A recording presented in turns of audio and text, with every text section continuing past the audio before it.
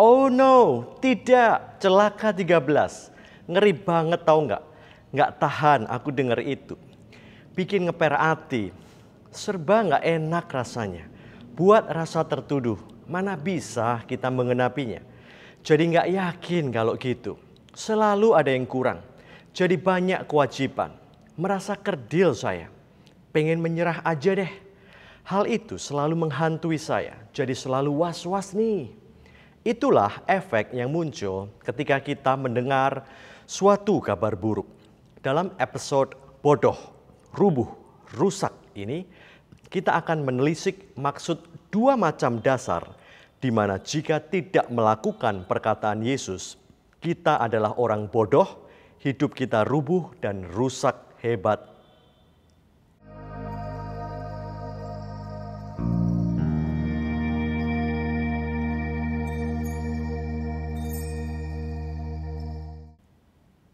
Dalam seri Bad News episode bodoh, rubuh, rusak ini, saya bersama Divine Netizen atau warganet surgawi akan mengeksegesis Matius 7 ayat 24-27 tentang the wise and foolish builders atau pembangun yang bijaksana dan yang bodoh. Di pengajaran penutup dari khotbah di bukit ini, Yesus membandingkan dua kondisi hidup orang berdasar responsnya kepada perkataan Yesus. Yang mendengar dan melakukan, rumah hidup orang itu berfondasi batu dan tidak rubuh saat hujan, banjir, dan angin melanda. Yang hanya mendengar tapi tidak melakukan, orang itu bodoh karena hidupnya beralaskan pasir dan saat hujan, banjir, dan angin melanda, rubuh dan hebatlah kerusakan rumah hidupnya. Memang ini kiasan. Namun kiasan Yesus itu serius dan akan terjadi di kehidupan nyata.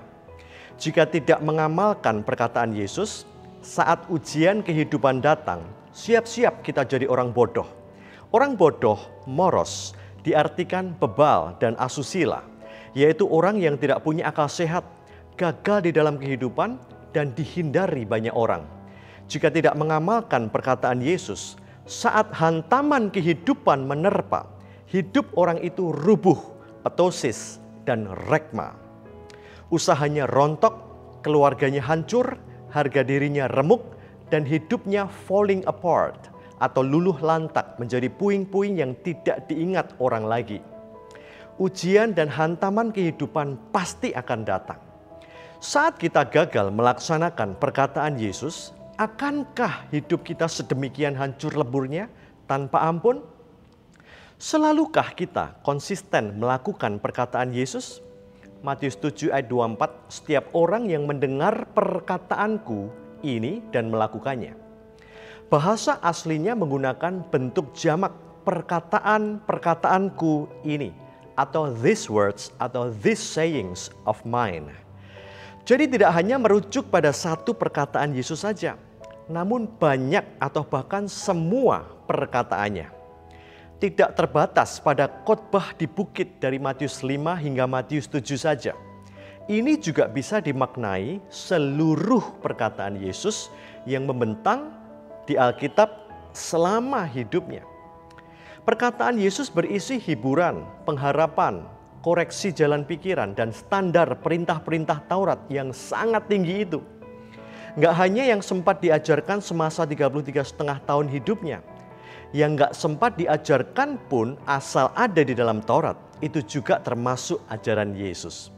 Karena Yesus datang untuk menggenapi hukum Taurat atau kitab para nabi, Matius 5:17. Maka sempat atau tidak sempat diucapkan, perkataan Yesus berarti mencakup keseluruhan hukum Taurat. Nah, hukum Taurat jika dijabarkan menjadi 613 mitzvot atau 1050 perintah dan larangan.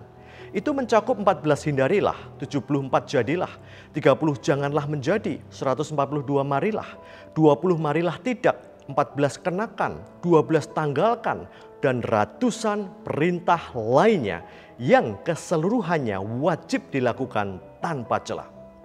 Yakobus 2 ayat 10-11, sebab barang siapa menuruti seluruh hukum itu tetapi mengabaikan satu bagian daripadanya, ia bersalah terhadap seluruhnya. Sebab ia yang mengatakan jangan berzina Ia mengatakan juga jangan membunuh. Jadi jika kamu tidak berzina tetapi membunuh, maka kamu menjadi pelanggar hukum juga. Maka menurut perumpamaan tentang dua macam dasar atau pembangun yang bijak dan bodoh itu, jika kita lalai melakukan satu atau beberapa perkataan Yesus saja, langsung kita akan dicap sebagai orang bodoh, hidup kita rubuh dan hebat kerusakannya. Mampukah kita melakukan setiap perkataan Yesus yang berisi seluruh perintah hukum Taurat itu? Jika tidak mampu, akankah hidup kita serta-merta rubuh dan rusak parah? Jika orang masih melanggar perintah Taurat sana-sini, kenapa hidup mereka masih saja tegak berdiri dan tidak rubuh? Apakah ajaran Yesus ini hanya orang-orangan sawah untuk menakut-nakuti saja dan berisi pepesan kosong? Tidak, saudara. Tidak ada perkataan Yesus yang untuk menakut-nakuti saja. Semua perkataan Yesus itu serius dan akan digenapi sesuai isinya. Berarti jika orang tidak melakukan seluruh perintah Taurat dengan setia, fondasi hidup orang itu lemah dan tidak akan tahan terhadap goncangan kehidupan. Itu benar-benar akan terjadi. Namun yang membedakan di sini adalah yang berikut ini. Saat itu Yesus sedang mengajar Taurat kepada para pendengarnya. Isi ajarannya misalnya, untuk masuk kerajaan surga, hidup keagamaan mereka harus lebih benar dari ahli Taurat dan orang Farisi. Matius 5:20. Dilarang marah, dendam, memandang dengan nafsu, cerai, dilarang bersumpah, membalas, menolak permintaan, dan mengutuki musuh. Juga harus bersedekah, berdoa, dan berpuasa dengan motivasi yang benar. Dilarang mengumpulkan harta di dunia, dilarang khawatir dan menghakimi, mendahului berbuat baik, masuk pintu yang sesak, dan masih banyak yang lainnya. Para pendengar ini miskonsepsi mengenai hukum Taurat, dan mereka kaget ternyata setinggi itulah standar hukum Taurat. Penting untuk memahami Injil dengan prinsip siapa pendengarnya saat itu dan kapan terjadinya peristiwa itu. Semua yang terjadi sebelum salib atau before cross, maka seluruh kewajiban melakukan perintah Taurat itu dipikul oleh manusia. Namun setelah salib atau after cross, seluruh kewajiban melakukan perkataan Yesus itu dipikul oleh Yesus sendiri di kayu salib. Hal ini krusial, vital, dan bisa mengurai silang sengkarut logika kita. Jika peristiwa before cross dan after cross kita campur aduk, maka Injil menjadi membingungkan. Injil yang merupakan kabar baik bisa menjadi kabar buruk atau bad news dan menjadikan kita pemain sandiwara yang munafik. Kalau kita mencampur before cross dan after cross, kita berusaha merebut kembali salib itu, kita pikul sendiri dan berusaha sempurna dengan prestasi, kesucian, perbuatan baik, dan usaha sendiri. Fondasi sangat penting dalam kekokohan sebuah rumah. Dua rumah yang berfondasi lemah atau kuat tidak bisa dibedakan dari luarnya. Fondasi kehidupan adalah Yesus sendiri. Yesaya 28 ayat 16, beginilah firman Tuhan Allah. Sesungguhnya aku meletakkan sebuah dasar di Sion, sebuah batu. Batu yang teruji, sebuah batu penjuru yang mahal, suatu dasar atau fondasi yang teguh. Yesus adalah fondasi kehidupan kita. Apa yang dilakukan di kayu salib sudah menggenapi syarat agar rumah kehidupan kita tidak rubuh. Jadi rumah tidak rubuh itu bukan karena kita melakukan perkataan Yesus, namun Yesus melakukan sendiri perkataannya. Kita yang dimiliki Yesus, Dia sendiri yang menjadi fondasi rumah hidup kita. Efesus 2 ayat 20, kita dibangun di atas dasar para rasul dan para nabi, dengan Kristus Yesus sebagai batu penjuru. Kehidupan kekristenan kita dibangun di atas dasar Kristus yang merupakan cornerstone, landasan dan tiang pancangnya. Orang yang tidak mempercayai dan melandaskan hidupnya di atas paripurnanya karya salib Kristus sebagai fondasi atau petra, dia sedang membangun rumah kehidupannya di atas dasar pasir atau amos. Fondasi batu adalah mendasarkan pada karya salib Kristus. Fondasi pasir adalah mendasarkan pada usaha pekerjaannya sendiri. Efesus 2 ayat 8 dan 9, sebab karena kasih karunia, kamu diselamatkan oleh iman, itu bukan hasil usahamu, tetapi pemberian Allah. Itu bukan hasil pekerjaanmu, jangan ada orang yang memegahkan diri. Saat hujan, banjir, dan angin kehidupan menerpa, yang berfondasi petra atau salib Kristus tetap punya pengharapan yang teguh. Tapi yang berfondasi amos atau usaha manusia, dia akan kehilangan harapannya dengan mudah. Kisah 4 ayat 11, Yesus adalah batu yang dibuang oleh tukang-tukang bangunan, yaitu kamu sendiri. Namun ia telah menjadi batu penjuru. Saudara, kita sendirilah yang suka membuang Yesus. Dengan cara apa kita membuangnya? Dengan mengandalkan kekuatan sendiri untuk berkenan kepadanya. Bukan mengandalkan karya salibnya.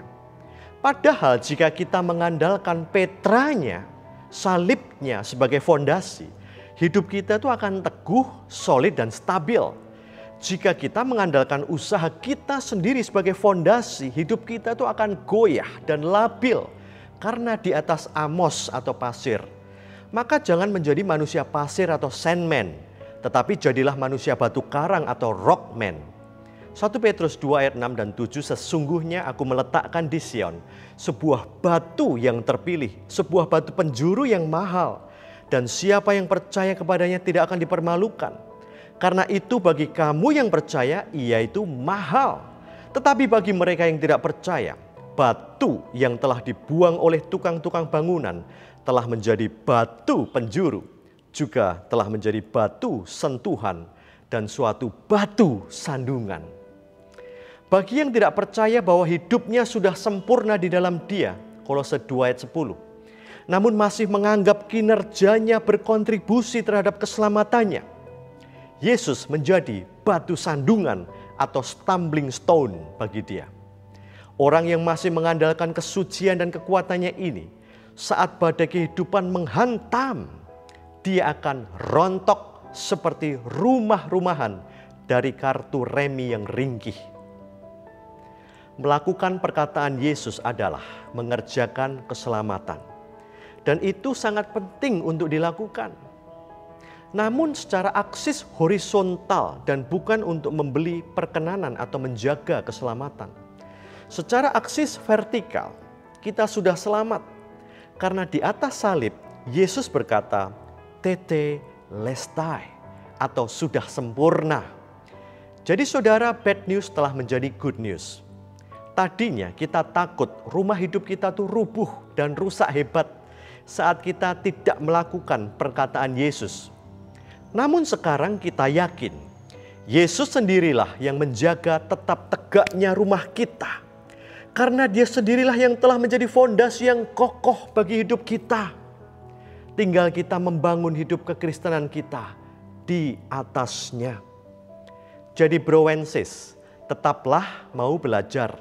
Sebab asal kita mau belajar, bad news akan menjadi good news. Stay shocked. Until next, bad news